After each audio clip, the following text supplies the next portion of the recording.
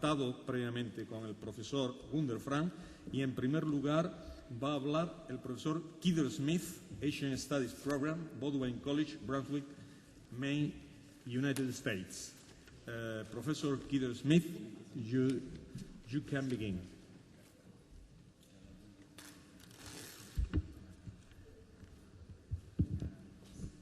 Ten minutes, please. Thank you very much, and good afternoon.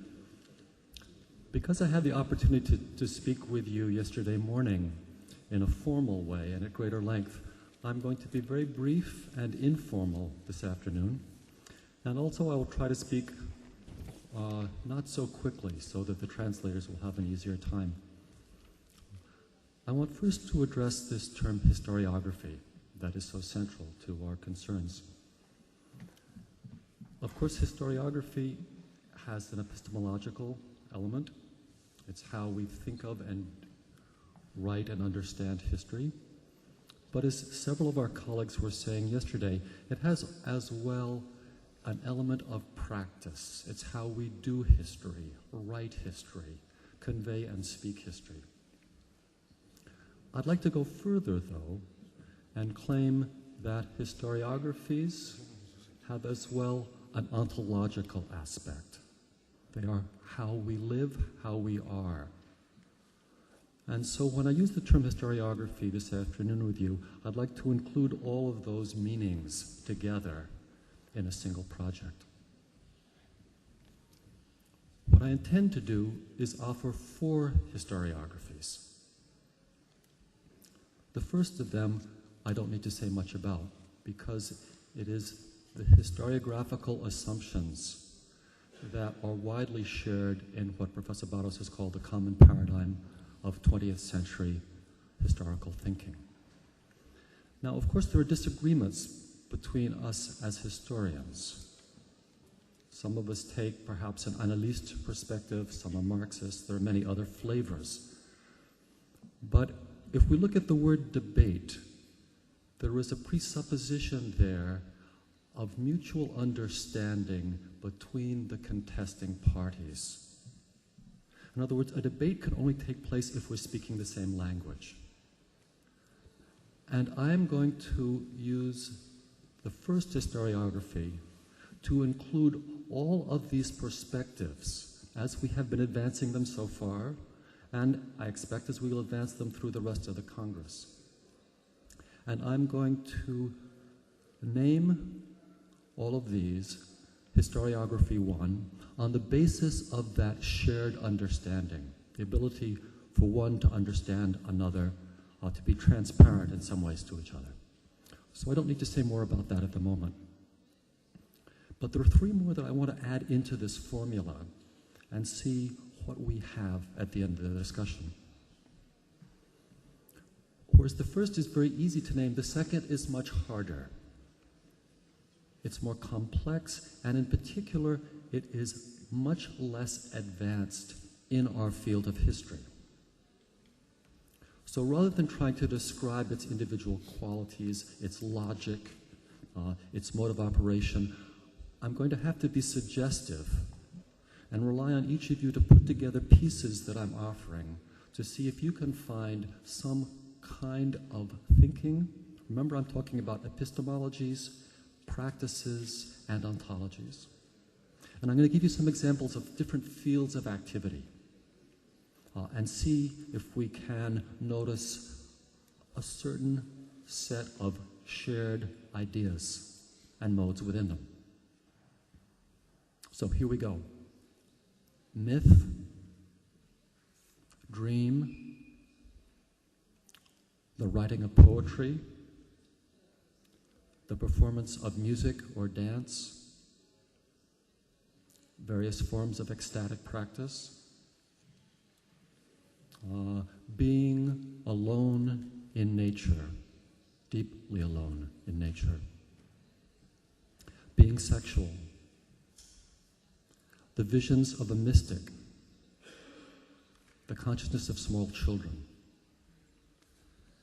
Now, these are very different ways of being, but if you feel your way into them, and each of you will have affinities for different ones of them, greater or lesser, But if you feel your way into them, you may notice that there is something similar between them in their approach to the world and their understanding of the world, in their relationship with the world. And what I'm going to be arguing today is that these constitute an important historiographic vision, one that has been widely neglected, and one that we should take very seriously. In my talk yesterday, I gave some examples from Tibet. Tibet is easy because the Tibetan worldviews in their various forms take this, what I'm calling second stage historiography, seriously. So they write their history that way. But it would be a very poor claim if all we are doing is looking at Tibet. What I would like to urge us is to see how far we can go with this second stage historiography and introduce it into our own historical work. So I'm going to give two examples of how that might work.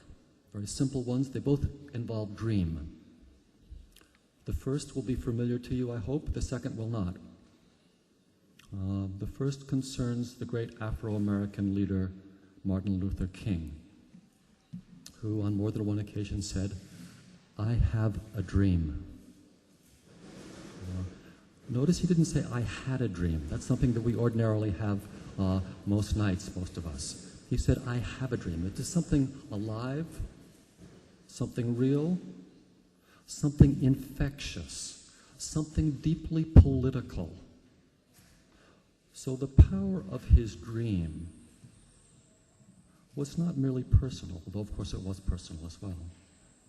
It also had the power to affect all of us who might reverberate, who might vibrate with his shared intentions.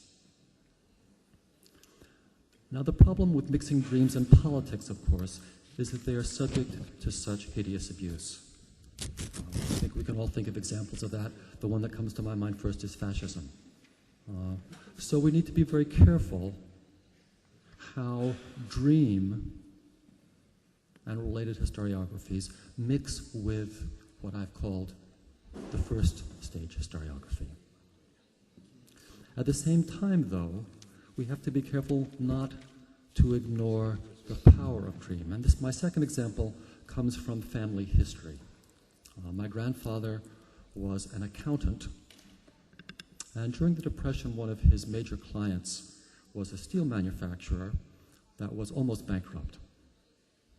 They came to him, they hired him to see if he could understand their financial situation and frame it in such a way that they could be a viable company. Well, he did, but the answer came to him in a dream.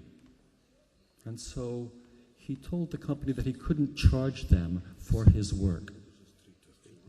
Now, from my perspective, he is not acknowledging fully the power of a stage 2 historiography, as I'm calling it, and its effects in a stage 1 world. But something funny happened, because the story ends rather differently than I've told it so far. The company, of course, couldn't pay him because he hadn't given them a bill. He couldn't assign an ordinary value to it. So they gave him a considerable portion of stock in the company, which during the Depression, of course, was worth very little. But after the Depression, had considerable value and was quite important to my grandfather's financial well-being. So when we work in a stage 2 reality, funny things happen that are not always predictable. So far, I've talked about what might be called an ordinary reality, or stage 1 historiography, and something we could call a non-ordinary reality, a stage 2 historiography. I'd like to go beyond that, though, and break down that distinction, in particular, the distinction of hierarchy between the two of them, and suggest that there is another way, and if we look to the origin of both stage 1 and stage 2,